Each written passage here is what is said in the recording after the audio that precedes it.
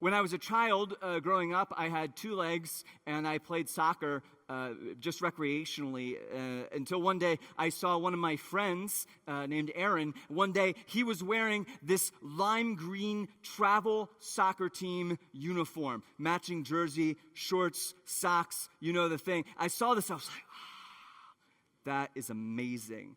I have got to get one of these uniforms. And so I convinced my parents to let me try out for this local travel soccer team. And that was all I thought about. It was all I cared about was training and getting ready for that day. But I never actually got to try out for that team because literally the same week as tryouts, I woke up from this biopsy because I'd been having pain in my left leg. And my parents told me that I had cancer in my left femur. I had a 50% chance to live. Like I said, I was 9 years old. I started chemotherapy. 3 months later, the tumor hadn't shrunk. I remember the day that I was going to have this operation when I was 9 years old, checking into the hospital. I'd been on crutches because I couldn't put weight on my leg, and I sat my crutches down on the hospital tile linoleum floor. And I sat in this chair in between my mom and my dad, and I bent over and I wrapped my arms around my left leg. I don't know how long we sat like that. It seemed very, very quiet. Eventually, a doctor and a nurse came in, and the nurse was pushing this empty wheelchair. And the doctor looked down at me and said, we're ready to take you back now. I looked at that wheelchair, and I looked at him, and I said, I think that I am going to walk. And I let go of my leg, and I stood up, and I took a step toward that operating room, and then another step, and another step, and another step. If you've spent any time in the hospital, you know if you're a patient, you typically wear those sort of stretchy terry cloth-like socks, usually sort of like a tan color, sometimes blue. And I could feel that cold, hard linoleum floor underneath those stretchy terry cloth socks, and I knew that that was the last sensation that I would ever feel in my foot, in that leg. I walked into the operating room, and I sat myself down on the operating table, and they put on the mask.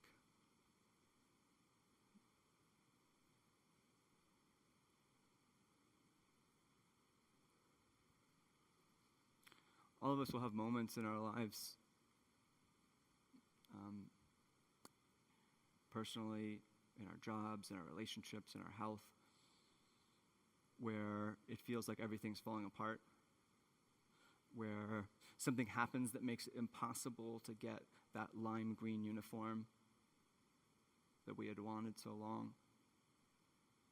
And in a moment like that, I think the best response that you can hope to have is to find the grace to let go when the time is right, and the courage to stand, and the strength to take a step forward, and then another step, and another step.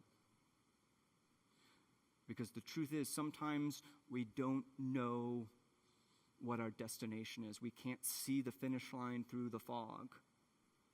We don't know what lies around the corner. And that's real tough.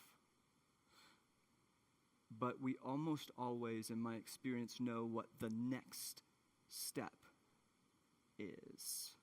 What the next one more thing, one more time is. And that's what we have to do, is take that next step, and then another, and another, and another. That's what I kept doing as a ski racer, even as I went into the final season before the games that I was training for, thinking I really didn't have a chance at making the team. But I wanted to train as best as I could and give it like I don't know, just give it everything I had. And if I didn't make the team, I would look back and say, you know what, at least I did everything I could. I did one more thing, one more time. I did all of the things.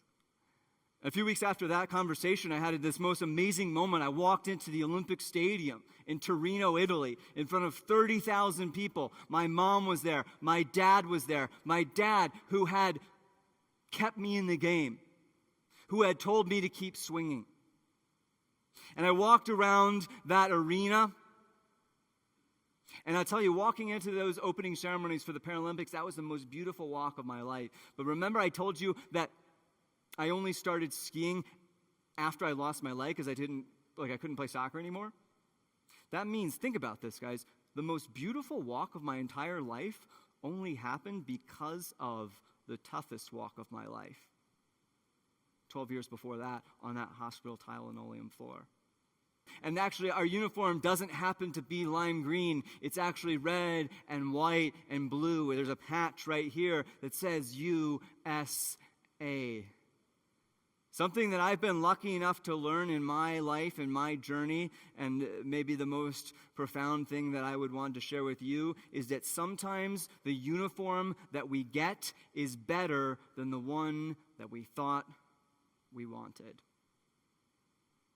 I'll leave you with one final thought, one final question, which is, have you ever thought if you could go back in time to a younger version of yourself and give that self advice, like what advice you might give? And I don't necessarily mean to change your path because hopefully you're happy about where you've ended up, but I mean, don't you know things now that could alleviate the suffering of your younger self?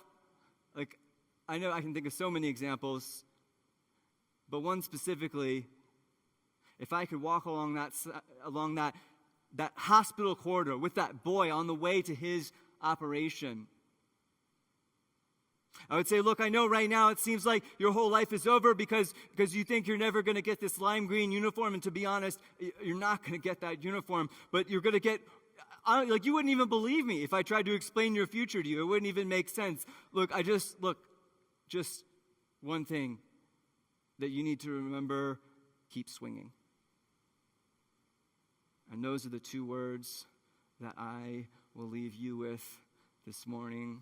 Keep swinging. Thank you guys very much. Stand up, go back, left deeper. Thank you.